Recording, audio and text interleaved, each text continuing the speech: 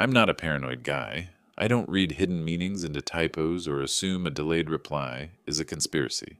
But at 2:11 a.m., when my phone lit my ceiling like a cop car, and an unknown number texted, "Don't go to the board meeting tomorrow. Run!" I sat up before my brain was even awake. The message wasn't dramatic. It read like someone had typed it with their jaw clenched. I stared at it long enough for the blue light to feel heavy, then hit call. Because that's what I do when something feels off. I put it on a line and let it speak. The call connected on the second ring. No hello, no breathing, just building noise. I heard a faint HVAC hum, the kind you get in glass conference rooms at 3 in the morning, then a soft double tone, the elevator chime from our floor. I know that sound. I've stood under it 100 late nights.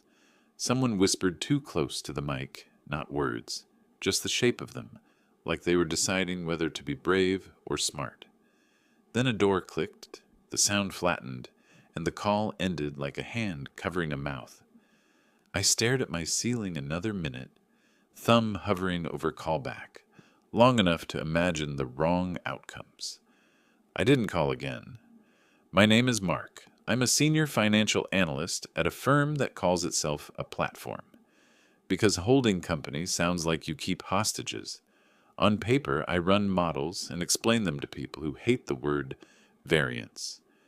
In reality, my job is to make senior managers feel like someone knows where the money is while we build PowerPoints, to pretend it's all intentional.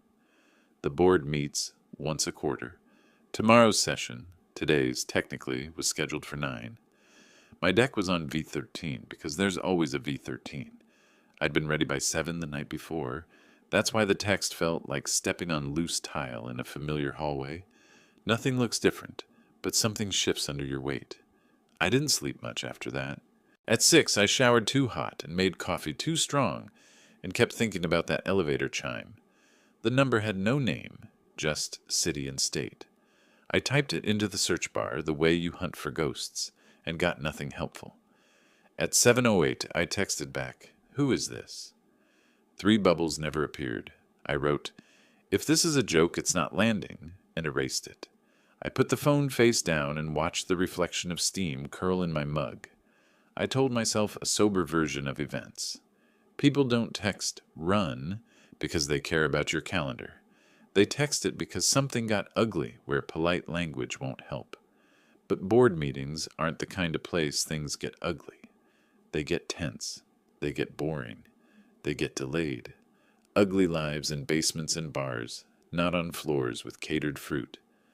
I ironed my shirt. Anyway, I checked my deck again. I left the apartment 15 minutes early. Our building looks expensive enough to forgive the rent. The lobby was quiet, in the way lobbies are designed to be quiet, like a hotel that got into law school. Security waved me through because they know the shape of my bag and the look you get when you've slept on top of your worries.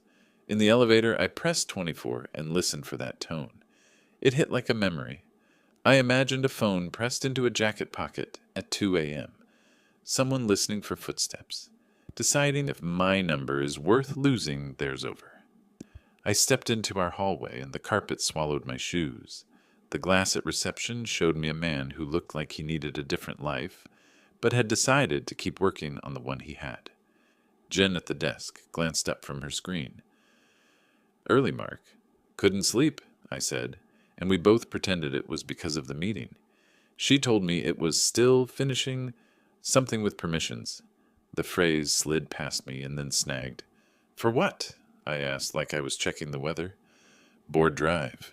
Legal wanted a quarantine on one subfolder to finish the chain of custody thing. She said it like she'd been instructed to say it, and didn't love the taste. I nodded like you do when a plane bumps. You act calm so your stomach believes you. In my office, I dropped my bag and opened my laptop. The board deck lived on a shared drive under the name of a company we'd acquired last year. That folder now had a lock icon I hadn't seen last night. "Access pending" flashed for a half second, then cleared. My V13 was sitting there, timestamp 1942, but beside it, a file with my initials in the title. a convention we use when someone owns the changes, had a different timestamp. 0238. My throat did the thing your throat does when your body spots a pattern before your brain agrees. I opened the 0238 file. The bones were mine. The skin wasn't. Revenue bridges I'd built to be conservative were swollen like someone had pumped them with confidence. A footnote I'd been careful with, deferred recognition from a pilot, was gone, replaced with a sentence that made the timing look clean. In the risk slide, pending regulatory inquiry, had migrated to the appendix where it would live quiet and unremembered. At the end, the sign-off slide where my name and credentials sit like a credential seatbelt was untouched, my e-signature in neat vector strokes. It looked like me. It wasn't me. I checked version history. The edits had been made by system account, which is either IT, legal, or a lie someone set to default. My inbox pinged, boardroom moved to 9:30, dial-ins disabled per council. It was from our GC's assistant. The message was short and shaped like a decision. My phone buzzed with a calendar pop. 9:30. No virtual option. Be on time. There's a reasonable universe where you email the GC right then. We have a problem, but reasonable assumes good faith, and at 2:11 a.m., good faith had texted me to run. I printed my V13 to PDF, saved it to a personal thumb drive I keep for reasons I don't admit out loud, and emailed the file to my personal account with a subject line I'd remember if I had to swear in front of someone later. V13 as of 1942, clean. Then I shut my laptop, put my hand on the lid, and let the cold of the aluminum travel into my skin until my pulse stopped skipping. At 9:10, the hall filled with people who get paid to avoid being surprised. The boardroom looked like a photo you use when you want investors to believe in civilization. Expensive wood, water bottles aligned like soldiers, the city stretching beyond glass. My boss, Eric, slipped in with that grin people call charming when it hides something you don't want to name. He clapped my shoulder like a coach. "You good?" he asked. "We're aligned?" It was a strange word to use about spreadsheets, like he was checking choreography. "We'll walk the numbers," I said. He squeezed too hard and moved on. The directors filed in with their calm faces. Legal sat near the projector. IT lingered in the back, the way AV guys do when they're waiting for an obvious problem to pretend it isn't. The CFO nodded at me the way you nod at furniture you like owning. "Let's get started," the chair said, and the screen came alive with our logo pretending we were timeless. Eric stood. "Mark will take us through the financials." I opened my laptop, but the HDMI had already been claimed. The file on screen wasn't V13. It was the 0238 version with my initials in the title. Slide 1 clicked to slide 2 before I could open my mouth. Eric spoke with my cadence because he'd learned from me what lands and what lulls. He said conservative, while pointing at aggressive estimates. He said clean, where I would have said pending. And when we hit the sign-off slide, the signature under prepared by was mine, steady and pristine, even as the room breathed a little easier like money had behaved. I looked around that table of calm, powerful people and understood what the text meant. This wasn't tension. This wasn't boredom. This was a room designed to eat the person who objected. I could raise a hand and be the anxious analyst who didn't understand the business perspective. Or I could keep my mouth closed and become the man who signed fiction.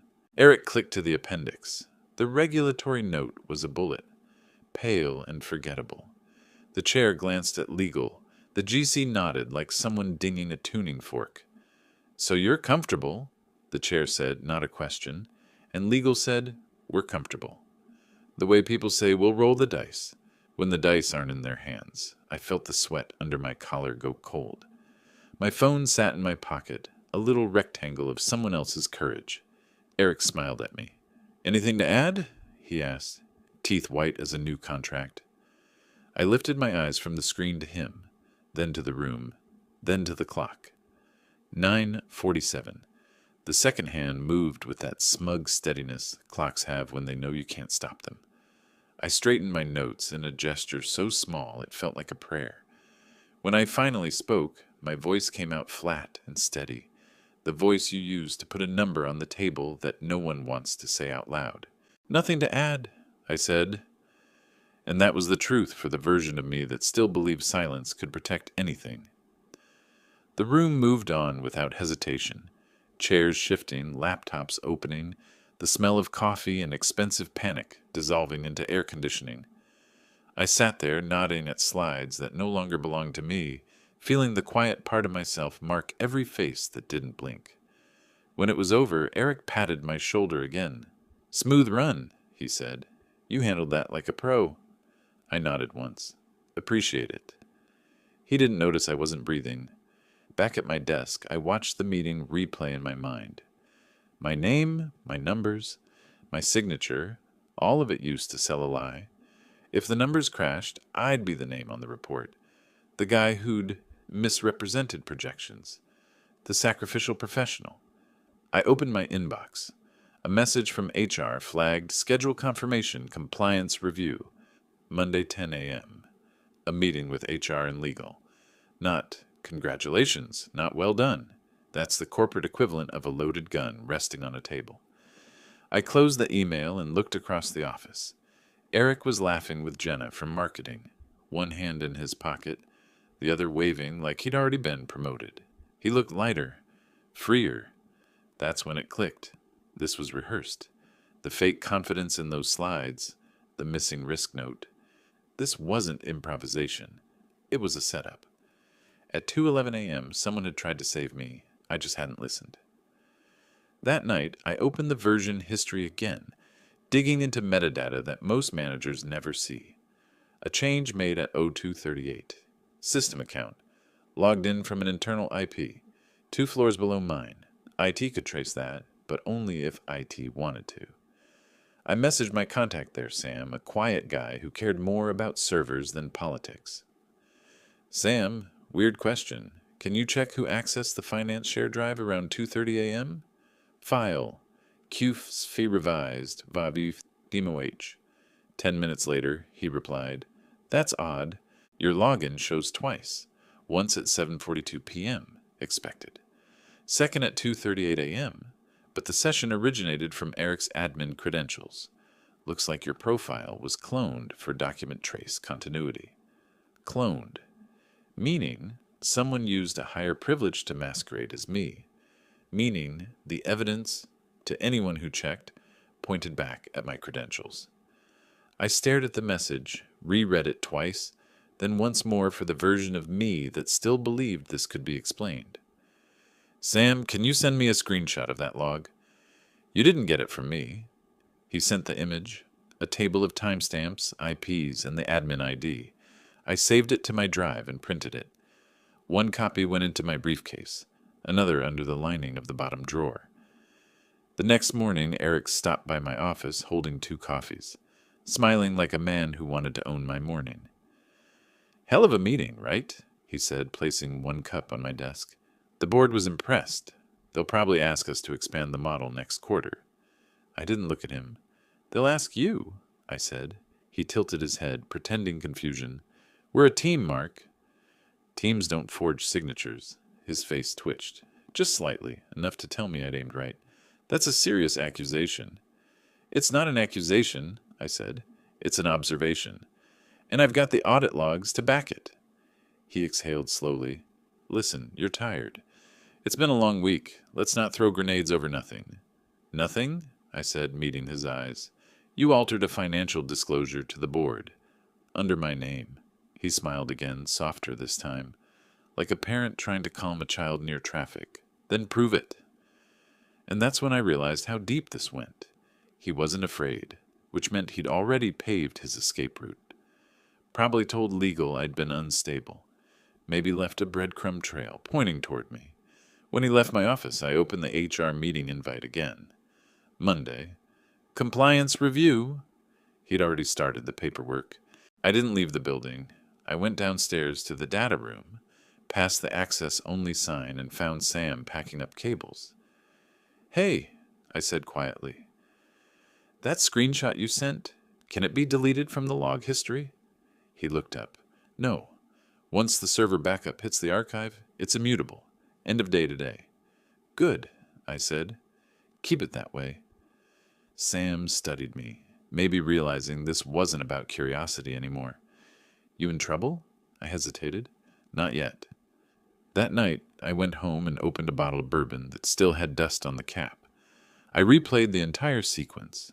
The text, the edits, Eric's smile, HR's meeting invite. It all lined up like an equation that ended with my name and termination for cause. But there was one thing he hadn't accounted for. I wasn't built to panic first. I'm the guy who does math in disasters. So I started documenting. Screenshots, timestamps, Slack exports. Every trace of conversation where Eric mentioned adjusting optics. I drafted an email chain between myself and the GC. Never sent, just timestamped drafts in my outbox, summarizing my concerns about potential financial misrepresentation. They'd exist on the server, proof I'd noticed, proof I hadn't stayed silent. By midnight, my desktop was a crime scene of folders, labeled tax, model, risk, and one private folder called insurance. The next morning, I called in sick. First time in 2 years. My boss didn't reply. HR did. Rest well, Mark. See you Monday. That tone. The kind people use when they've already decided how your story ends. I spent the weekend tracing old threads, phone records, version logs, messages. Sunday night, I connected the last dots. Eric's private consultancy, the one he'd been winding down, had received 3 deposits from one of our subsidiaries, the same one whose inflated projections he'd presented Friday. The numbers matched exactly. I sat back, watching the spreadsheet glow. My pulse was calm now. It's strange how anger becomes clarity when you give it room to breathe. I forwarded the file to my private drive, then encrypted it. If I went down, he'd go with me. Only difference, I'd have the receipts. At 1:13 a.m., my phone buzzed again. Unknown number. Don't let them fire you tomorrow. Just listen. I didn't reply. I didn't know it yet, but that decision would cost them everything. I showed up Monday at 9:50 a.m. sharp, early enough to seem cooperative, late enough to make them wait. The HR floor was quiet in that specific way expensive buildings make silence sound intentional. Through the frosted glass, I could see silhouettes. The HR manager, the company counsel, and Eric, perfectly composed, scrolling his phone like this was a dentist appointment. He looked up when I entered, smiled that boardroom smile, and said, "Glad you made it, Mark." I sat down across from him, nodded once, and said, "You told me to be here." The HR director cleared her throat. "This is an informal review. We just want to understand some discrepancies we found in the Q4 financials. There are inconsistencies between what was submitted and what you initially filed." "Right," I said. "Discrepancies." Eric folded his hands. "Mark, we're not here to point fingers. We just need clarity." I looked at him. "You want clarity?" He nodded like a teacher encouraging a child. "Good," I said, sliding a flash drive across the table. "That's clarity?" Legal frowned. "What is this?" "An export of the document's edit log, with timestamps. It shows the file was accessed under Eric's admin credentials at 2:38 a.m., the same version that was presented at the board meeting." Eric's face didn't move, but the air around him did. He gave a half laugh. "That's absurd." "Is it?" I said. "Because the system shows my profile was cloned. Ask Sam in IT. He'll confirm it. He also sent me the server log." HR shifted uncomfortably. Legal leaned forward. "Mark, these are serious allegations." "They're not allegations," I said quietly. "They're data." For a long second, no one spoke. Then Eric leaned back, mask slipping a little. "This is desperate," he said. "You think faking logs will save you? You were sloppy, Mark. You've been pushing numbers for months, trying to make your forecasts look good. We've got emails." He stopped himself, realizing too late that he'd just revealed his next move. I tilted my head. "Emails you shouldn't have access to?" Legal looked up. "Eric, do you have copies of internal correspondence?" I I was assisting the review, he said, the stutter cracking his polish for the first time. Interesting, I said, because IT policy doesn't allow non-admins to view archived mail, unless someone's abusing admin access. Now I had the room. I could feel it, the tilt of power shifting like a board underfoot. The HR director's pen stopped moving. Mark, we'll need to verify this information. Do that, I said, and while you're at it, maybe check Eric's consultancy accounts. 3 payments from Halverson Manufacturing hit his private firm last quarter. The same client whose projections were inflated on the revised deck. Eric's chair creaked. That's a coincidence, he snapped. No, I said, standing. That's a confession with extra steps. I gathered my folder and turned to leave. The HR director called after me. Mark, where are you going? Back to work, I said. You'll call when you're done pretending to be surprised. By noon, Eric's office was locked. His nameplate was gone by Wednesday. AITA confirmed the credential abuse. Legal opened an internal inquiry. By Friday, word leaked, quietly as it always does, that discretionary termination was pending. I didn't celebrate. I didn't even feel relief. Just the weight of adrenaline fading like old smoke. But that was only the public part. The private part came later. At 10 p.m. Friday night, I got an email from the same unknown address that had warned me before. You played it well, but you're not done. Check your inbox. Attached was a forwarded message, internal, Spiro, between Eric and a senior partner I'd never met. The subject line read, Contingency, if this goes south. The thread was short, but lethal. If Mark pushes, leak the Q4 doc with his signature to compliance anonymously. They'll eat him first. Partner. Understood. They had planned to burn me completely. I leaned back in my chair, staring at the screen until my reflection merged with the email text. Then I started typing. I drafted a clean, factual report. Timeline of edits, attached logs, the correspondence, the consultancy deposits. No adjectives, no emotion, just receipts. I sent it directly to the audit committee, bypassing HR, legal, and every manager who thought silence was safety. Then I turned off my phone and walked out. Saturday morning, I drove 2 hours north, left the city behind, and parked by a lake I hadn't seen since I was a kid. The air smelled like pine and distance. I sat there for hours, watching the surface ripple, thinking about how close I'd come to being erased by people who never even raised their voices. By Sunday night, the first message hit the company newswire. Following an internal audit, the firm has terminated several executives due to compliance violations. Eric's name wasn't mentioned, but everyone knew. That night, I got one last text from the unknown number. You're clear now. Don't look for me. I stared at the message for a long time before deleting it. Whoever it was, they'd been inside the room that night. They'd risked their job to send me that warning, but they'd also saved mine. That night, I stopped being the hero. I stopped believing truth speaks for itself. Sometimes you have to make it speak. The boardroom felt different the next quarter, colder, quieter, like the walls themselves were holding their breath. Eric's seat sat empty. No one mentioned it. They never do. When someone disappears in corporate life, they leave behind coffee stains and email filters, and then they're a rumor with a parking spot. I stood near the window, hands in my pockets, watching the skyline fade into morning haze. My badge still worked. My inbox was clean. My file had been marked compliance cleared. On paper, I'd survived. But the truth is, nobody walks out of something like that the same.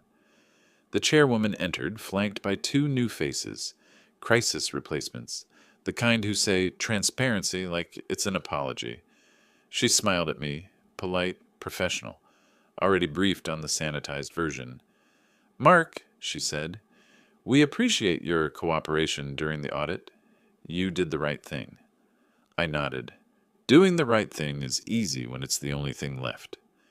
She blinked, not sure if that was gratitude or warning, and moved on.